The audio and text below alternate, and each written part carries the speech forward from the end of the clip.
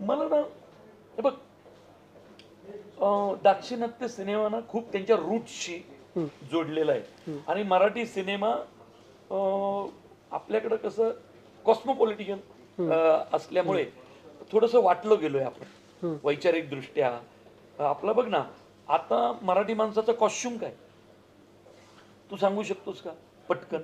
किंवा आता बाहेर गेलो आपण रस्त्यावर मुंबईच्या आणि पाहिलं तर मराठी माणसाचा पेहराव दिसेल का?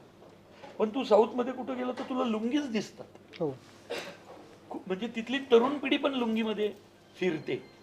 तर ना मातीशी जोडले गेलेले आहेत ते अजून. स्वतःचा पेहराव, स्वतःचा देवदेवता, संस्कार, संस्कृती ह्याच्यात त्यांनी वर्णसंकर नाही होऊ दिला. बरोबर की नाही? हा संकर तिथं न झालेला असल्यामुळे ते रूटशी जोडलेले आहेत. आणि आपण भारतात